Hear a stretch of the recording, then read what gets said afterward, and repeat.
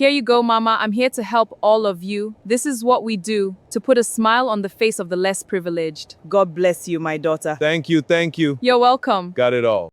I can't believe all those videos was fake. She actually scripted all of it without even paying. No, please, it's not what you think. I can explain. Fake, liar, we saw everything.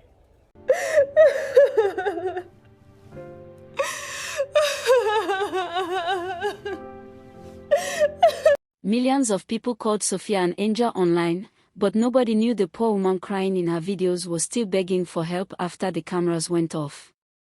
Sophia was crying in the bathroom again. Not the loud kind of crying that people hear. The quiet kind, the kind where you press your hand over your mouth so your roommate does not wake up. The kind where the tears fall so fast you stop wiping them because there is no point. She had just checked her phone for the 100th time that night, and the number on her latest video had not moved. 43 views. 43. And 20 of those were probably her own. She sat on the cold bathroom floor, her back against the wall, her phone screen glowing in the dark, and she whispered something to herself that she had never said out loud before. Nobody sees me. Nobody cares that I exist. She was 22 years old, and she already felt invisible. Outside that bathroom, the world on campus was loud and shining and cruel in the way only beautiful things can be cruel. Just that afternoon, Sophia had stood near the faculty building and watched a girl named Tiffany step out of a white car that cost more than her mother's entire life savings. Tiffany had on a silk blouse, gold earrings, and shoes that clicked against the pavement like applause. Students patted for her like water. Someone called her name and she turned slowly, like she knew the world was watching, because the world always was. Tiffany had 1.4 million followers on social media. She posted lifestyle videos, brand deals, vacation clips, and the occasional motivational quote. She did not struggle. She did not repeat outfits. She did not manage feeding money or borrow handouts from people who had little to give. And every time Sophia saw her, something small and painful cracked a little more inside her chest. Sophia shared a small room with her best friend and roommate, Linda. Their room had 2 narrow beds, a ceiling fan that only worked when it felt like it, and a wooden shelf where they kept their textbooks, toiletries, and the small provisions their mothers sent from home. Linda was the kind of person who made small spaces feel warm. She would buy a single sachet of groundnut and share it like it was a feast. She laughed easily, worried quietly, and loved Sophia the way only real friends do, by telling her the truth even when the truth was uncomfortable. But even Linda could see that something was changing in Sophia. Something behind her eyes. A hunger that was becoming harder to feed.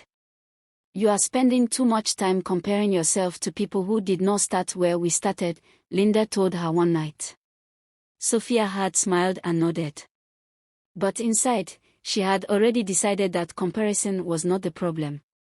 Losing was. The real pain was not the poverty itself. Sophia had grown up poor. She knew how to survive on little. What broke her slowly was watching the distance between her life and the lives around her grow wider every single day while she worked harder than almost anyone she knew. Her mother, Mama Rose, woke at 4 every morning to arrange tomatoes, peppers, and onions on a small wooden table at the roadside market. She stood in the sun and the rain. She smiled at customers who insulted her prices. She saved coins like they were precious stones. And every week, she sent Sophia whatever small amount she could manage, sometimes with a voice note attached. My daughter, manage this one first. Things will get better. Eat well. Study hard. I am praying for you every night. Sophia would listen to those voice notes alone, and the love in her mother's voice would break her heart so cleanly that she would have to sit down. She had promised herself one thing. One thing above everything else. She would make her mother proud before her time on this earth ran out.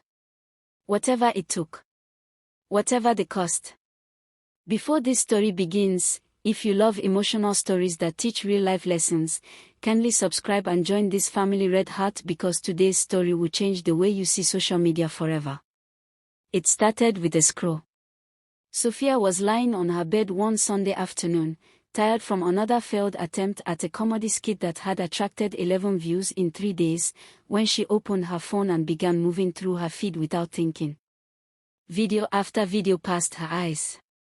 Then one stopped her completely. It was a simple clip, grainy, not even well lit, of a young man approaching an old woman selling oranges by the roadside. The woman's clothes were faded. Her hands were rough. The man knelt beside her, bought everything on her table, then pressed extra money into her palm. The old woman looked up at him with eyes so full of shock and gratitude that she began to cry silently. The video had 4 million views. The comments were pouring in like a river. I'm sobbing. God bless this man. This is the content we need. I send this to my whole family. Sophia sat up slowly. She watched it again. Then again. Then a 4th time. She went deeper. She searched for more videos like it and found a word she had not properly noticed before. Charity content. Kindness videos. People giving food to the hungry, paying school fees for strangers, buying medicine for sick grandmothers, handing envelopes of cash to crying mothers. Every single one of those videos had hundreds of thousands of views. Some had millions. The comments on all of them were identical, floods of crying emojis, gratitude, love, people tagging their friends, people saying they needed this today. Brands left comments too. Sponsorship inquiries. Invitations to collaborate. These creators were not just getting love. They were getting money. Real money. Sophia closed her eyes and sat very still for a long time. Then she opened them and looked at the ceiling. A thought had arrived in her mind, quiet at first, then louder. What if I tried this? What if this is the thing that finally works? The next morning, she told Linda. Linda listened carefully, nodding slowly, and then she asked one question. Where will you get money to help people if you do not even have enough for yourself? It was a fair question. A true question. But Sophia had already thought about it. She had been putting aside a small amount every week, money she saved by skipping lunch twice a week, by not buying certain toiletries, by managing in ways she never told her mother about because she did not want Mama Rose to worry. She had 3,400 in her account. Not much. But enough for a start. I just want to try it once, Sophia told Linda. Genuinely. Just once. I will use my own money, help someone real, and record it. If it works, fine. If it does not, I will stop. Linda looked at her for a long moment. Then she sighed. Okay. But promise me you will keep it real. Sophia promised. And in that moment, she meant it completely. She found the woman 3 days later. Her name was Mama Busy, a small, weathered woman who sold fried akara beside a busy road, sitting on an overturned bucket, fanning hot oil with a piece of cardboard. Her wares were few. Her table was shaky. She looked tired in the way that people look when tired has lived inside them for so many years that it has become part of their face. Sophia approached her gently. She bought everything on the table. Then she handed her extra money, everything she had saved, and told her to close for the day and go home to rest. She asked Linda to record quietly from a small distance. Mama Busy looked at the money in her hand, then looked at Sophia, and for a moment she just blinked. Then her face crumpled. She did not perform. She did not speak for the cameras. She simply held the money to her chest and bowed her head, and the tears came on their own. That night, Sophia uploaded the video with trembling hands. She wrote a simple caption.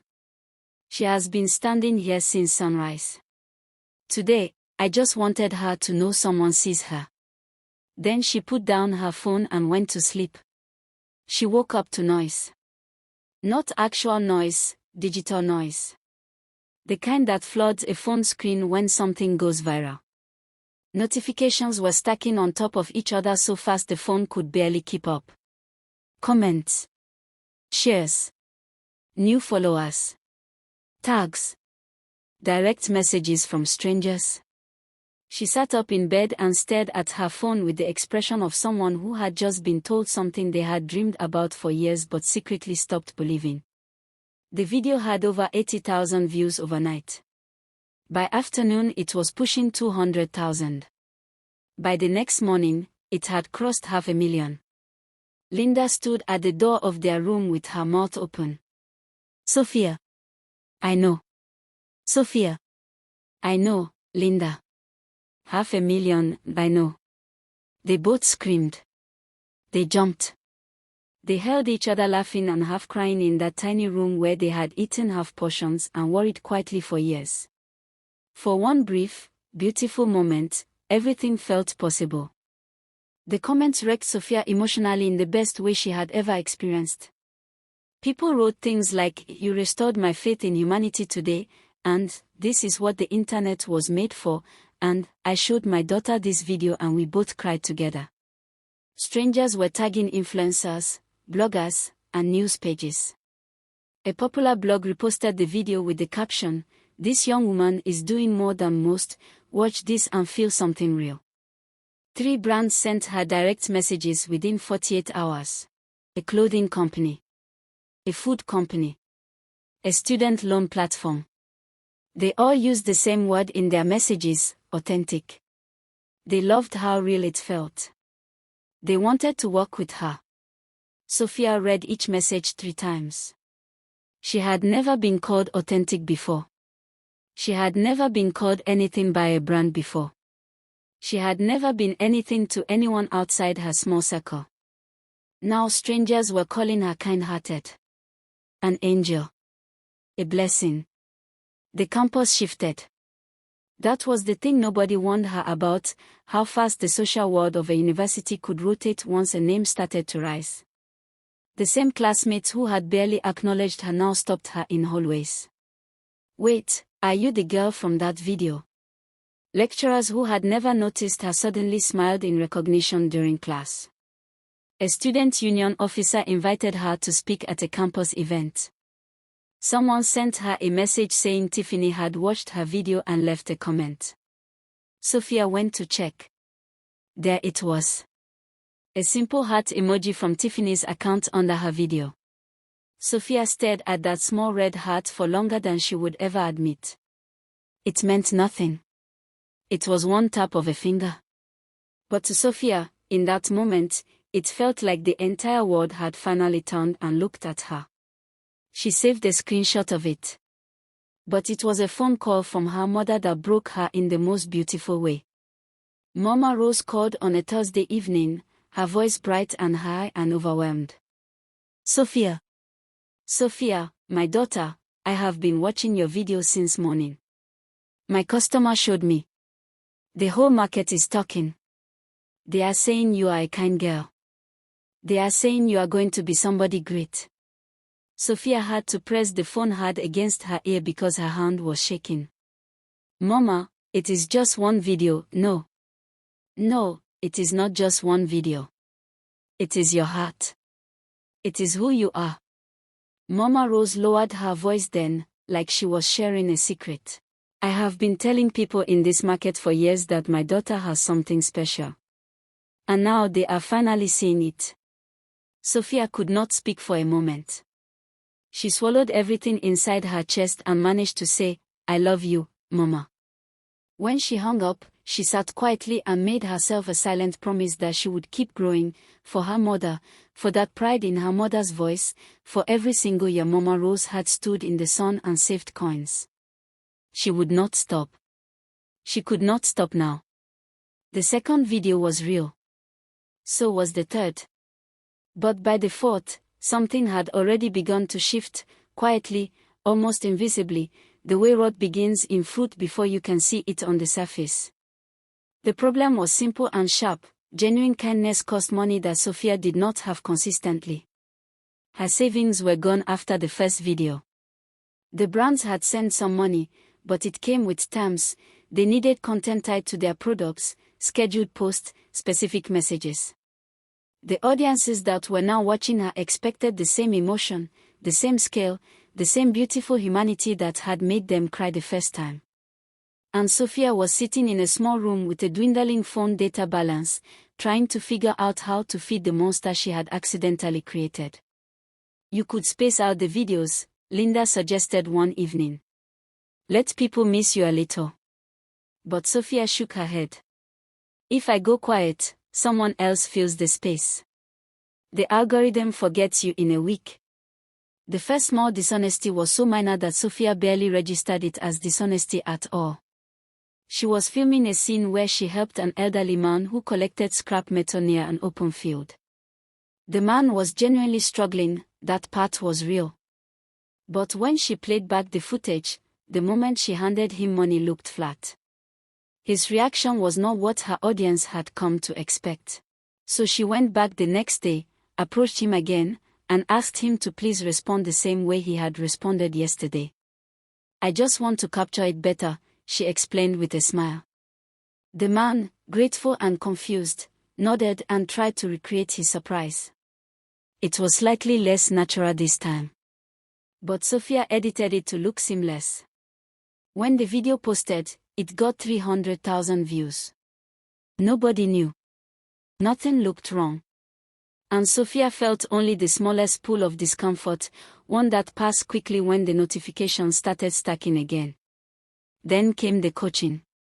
It started with small directions. She would approach someone she wanted to film and spend a few minutes explaining where to stand, when to look up, how to hold their face when surprised. She told herself this was just preparation, the way a documentary crew might brief a subject before filming. It was not lying. It was staging. There was a difference. She had almost convinced herself of this completely when Linda walked in during one of her planning sessions and heard her on the phone telling a young girl, "When I hand you the bag, count to 3 before you react. Okay. Look at the camera, not at me. And if you feel like crying, let it happen, don't hold it back, it looks good on camera." Linda stood at the door for a moment.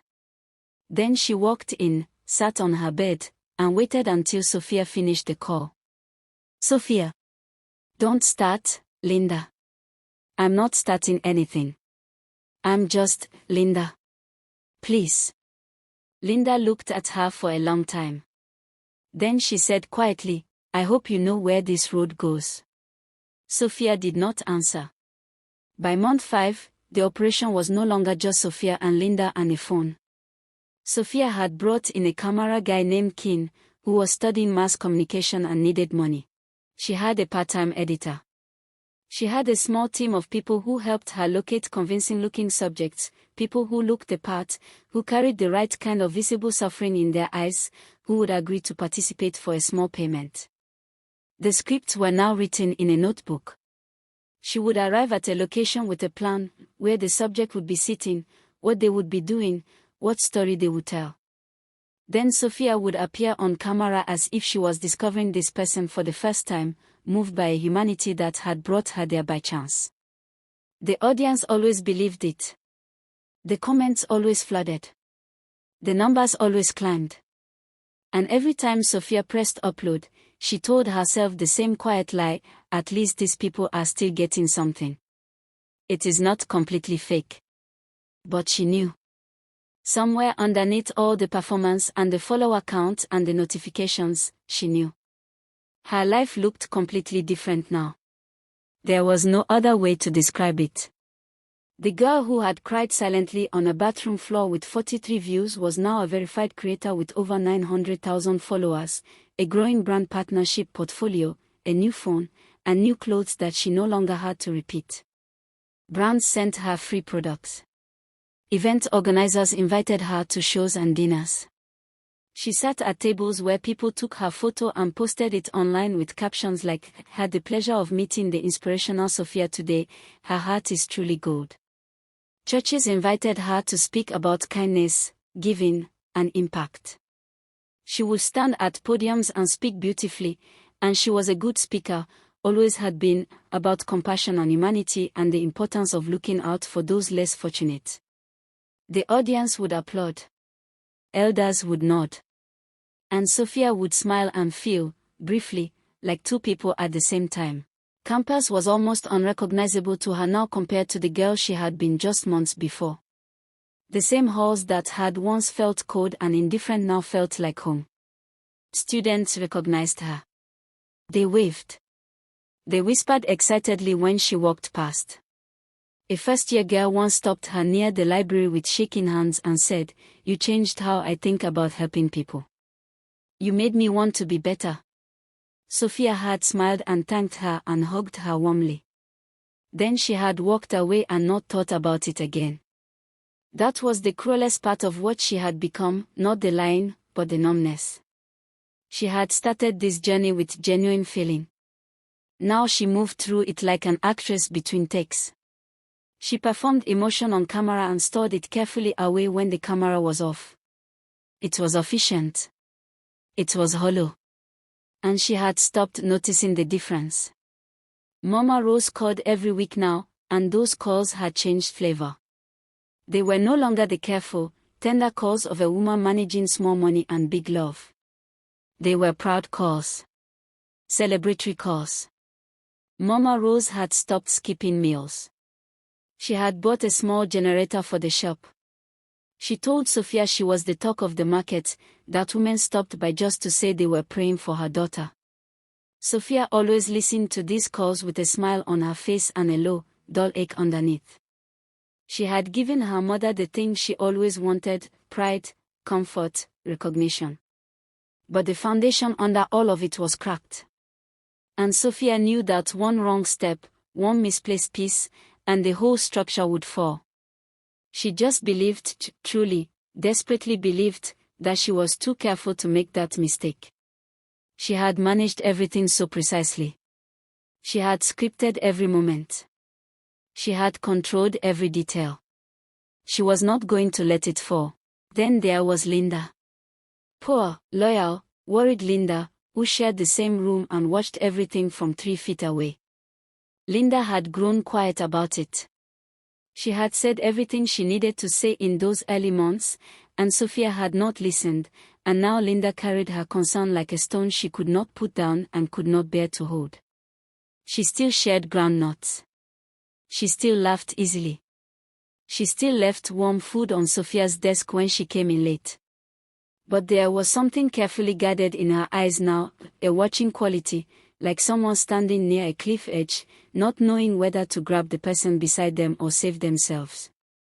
One night, when Sophia came home excited about a new brand deal, Linda looked up from her textbook and said simply, "How long can you keep this up?" Sophia had paused. Smiled. Shrugged. Long enough. It was the most honest thing she had said in months. If this story is touching your heart already, don't forget to subscribe. Pleading Face Red Heart. More powerful emotional stories are waiting for you on this channel. Her name was Grace Adogo, and she was not supposed to be anyone important. She was just another name in the growing list of people Keen's network sent Sophia's way, a single mother living in a small rented room with her 9-year-old son, Michael. Grace worked as a cleaner at a school during the week and sold small provisions from a wooden table outside her room on weekends.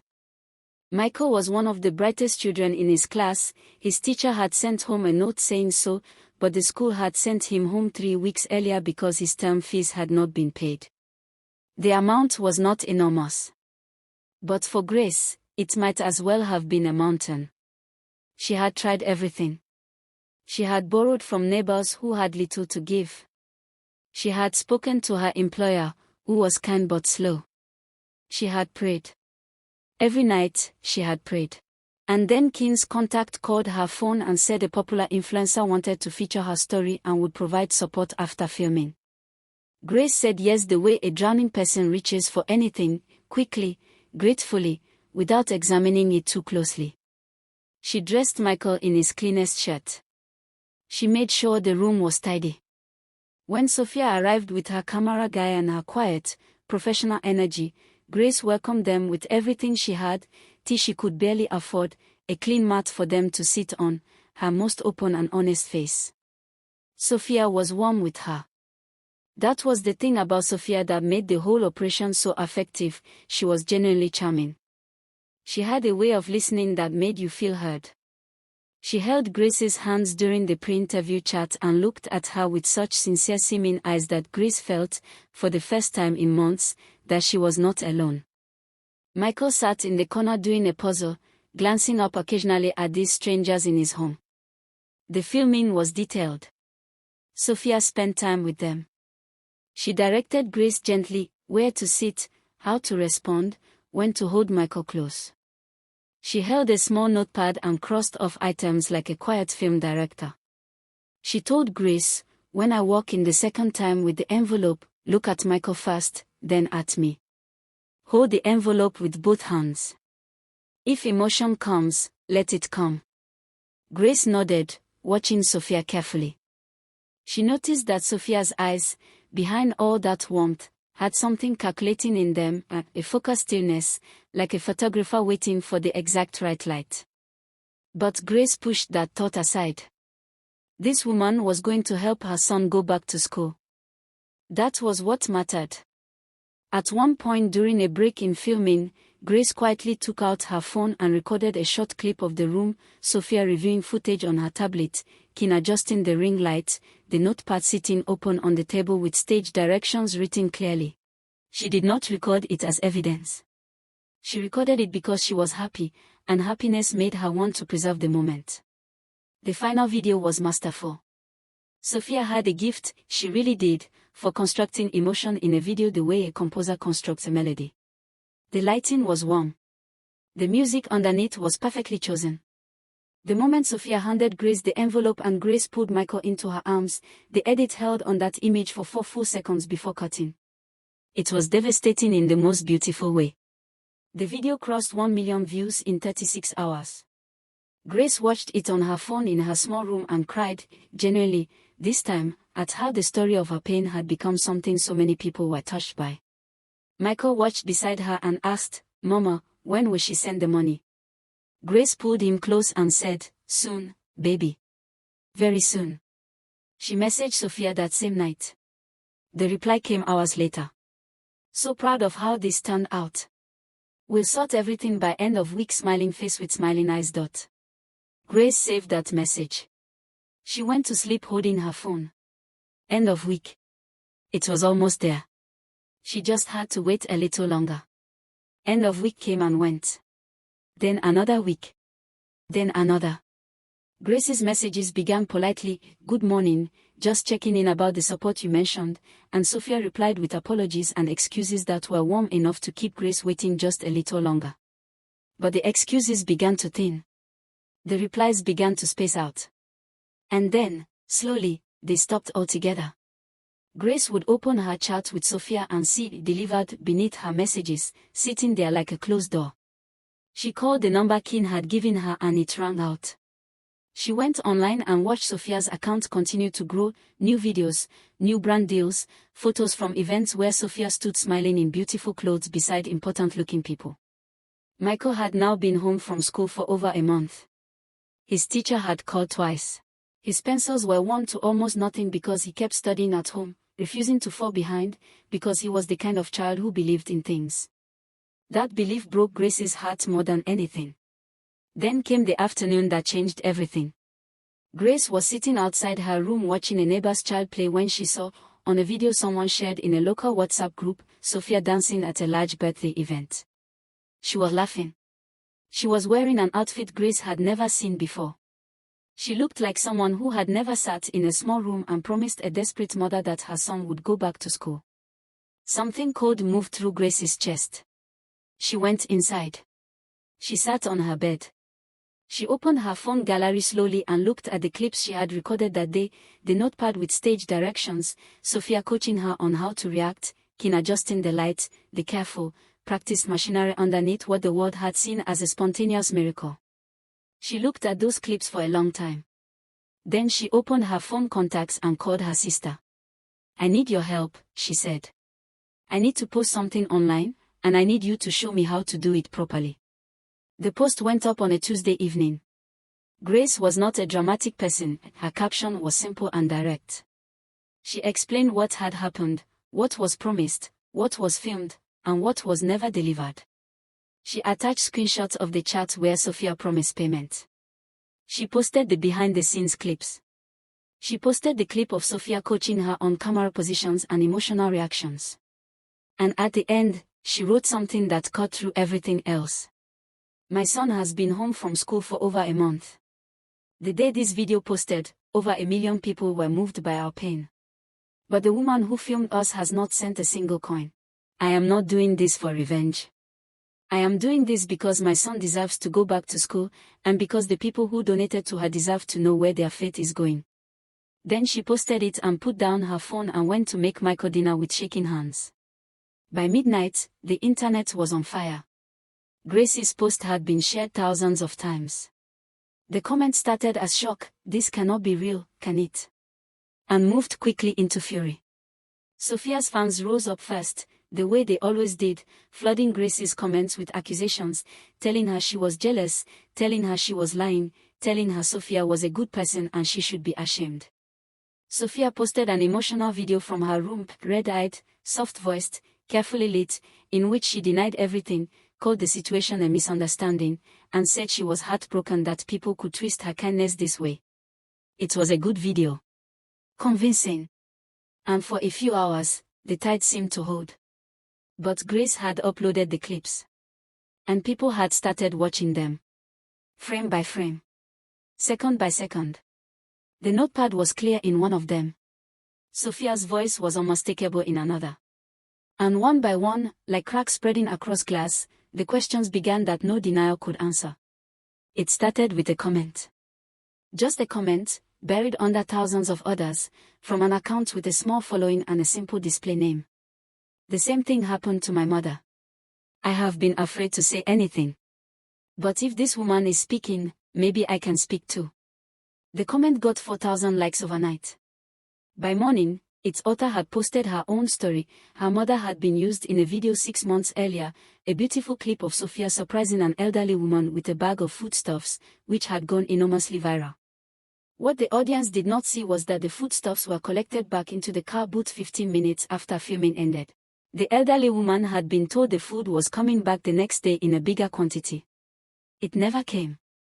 The woman's daughter had cried when she told the story online. She had screenshots. She had a photo of the empty table after Sophia's team left. Then a young man named Tolu posted a video. He was maybe 17, soft-spoken, his voice steady in the way of someone who had rehearsed what they wanted to say many times before saying it. He explained that 4 months ago, Sophia's team had filmed under a bridge where he and other young men sometimes slept. The video had been framed as a spontaneous visit to help the homeless, Sophia arriving with food packs, distributing them with gentle hands, her face full of compassion. The clip had made people cry all over the internet. What Tolu described was different. He said they were told to look hungry and hopeless, not difficult to fake when you genuinely were those things. He said the food packs were handed out for the camera and then, after filming wrapped, a member of Sophia's team came back and asked for them to be returned because they were only props for the video. He had kept one secretly because he was hungry. He had felt ashamed about it for months. He had not planned to speak. But Grace had spoken, and so he could too. More came. A woman who owned a small roadside shop described how Sophia had promised to feature her business and bring her customers after using her story for an emotional video about struggling entrepreneurs. The feature never happened. The exposure went entirely to Sophia. A mother from across town said Sophia's team had contacted her about her sick child, filmed extensive footage at the hospital, collected a signed permission form, promised that medical support was coming, and then disappeared. The child had recovered on their own eventually, thank God, but the promised support never materialized. Each story unlocked another. Each voice made the next one braver. By the end of the third day, there were 11 public accounts from people who had been used, promised, and abandoned. Blogs began compiling them into timelines. Reaction channels spent hours analyzing Sophia's old videos frame by frame, pointing out the notepad in one background, the rehearsed quality of a reaction in another, the suspiciously perfect lighting in moments supposedly caught spontaneously. Linda knew before Sophia said anything. She had been watching it unfold from the same small room, on the same narrow bed, with the same ceiling fan turning slowly above them. Sophia came home on the third night of the storm and sat on her bed and did not speak for a long time. Linda did not say "I told you so." She was not that kind of person. She just sat on her own bed and waited. Finally Sophia said, in a voice that did not sound like her own, "I don't know how it got this far."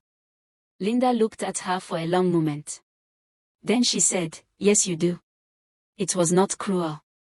It was just true." And Sophia, who had scripted so many moments in the past months, who had controlled every camera angle and coached every reaction. Sophia stopped posting. It was not a decision so much as a collapse. The account simply went quiet the way a fire goes quiet when there is nothing left to burn. The brands sent formal emails withdrawing their partnerships, each one carefully worded to say as little as possible. The churches stopped calling. The event invitations disappeared. Her follower count, which had seemed like a living thing that only grew, began to move in the other direction, slowly at first, then in steady waves, like a tide going out. She would open the app sometimes late at night and just sit looking at the number decreasing. It felt like watching something die. Like watching herself die, in a way. Because she had built so much of who she was around that number that she was not entirely sure who she was without it. She barely left the room for 2 weeks. Linda brought her food and did not force conversation. Keane had stopped answering her calls, he had deleted his own content, scrubbed references to their work together, and quietly disappeared from the story the way people do when a ship is sinking. The camera. The ring light. The notebooks. All of it still sat in a corner of the room like evidence she could not bring herself to touch. She would lie on her bed and look at the ceiling and think about Grace who had welcomed her with tea she could barely afford, who had dressed her son in his cleanest shirt, who had held an envelope in both hands the way Sophia had directed her to because she believed someone was finally going to help. She thought about Michael doing his puzzles in the corner. She thought about his pencils worn to nothing. She thought about what it meant to use someone's real pain as a prop and call it content. Her mother called on a Thursday. Mama Rose's voice was careful this time.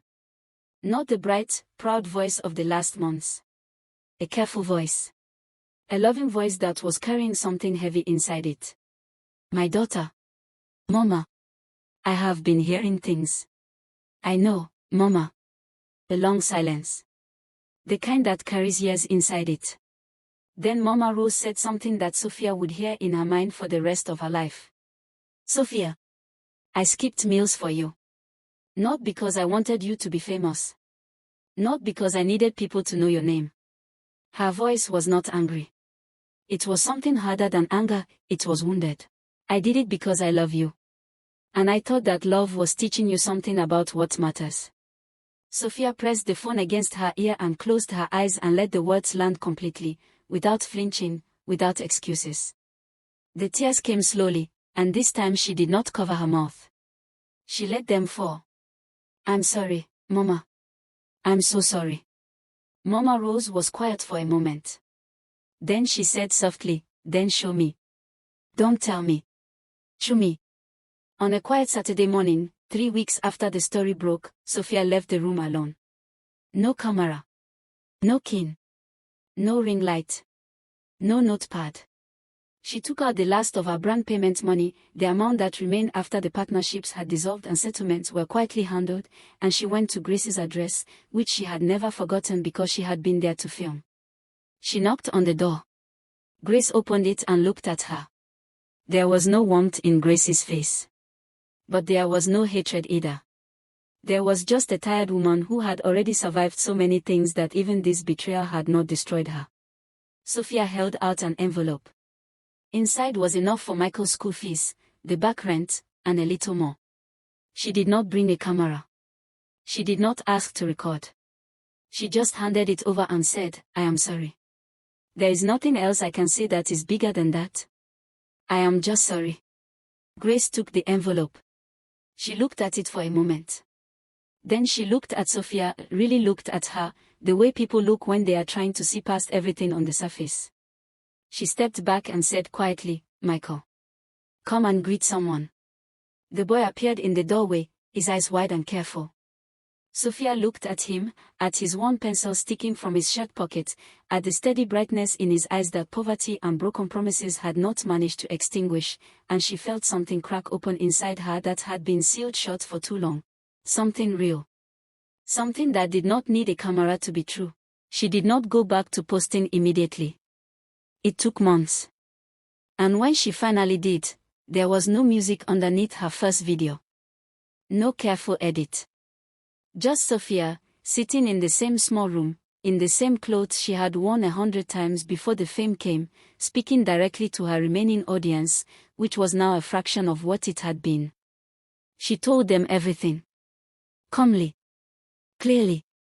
Without performance. She explained what she had done, why she had done it, and what it had cost people who trusted her. She did not cry in the video, though she had cried many times before filming it. She answered questions in the comments herself, one by one, late into the night. She announced that she was setting up a transparent small fund, independently verified, every transaction shown publicly, to support 3 of the families she had used.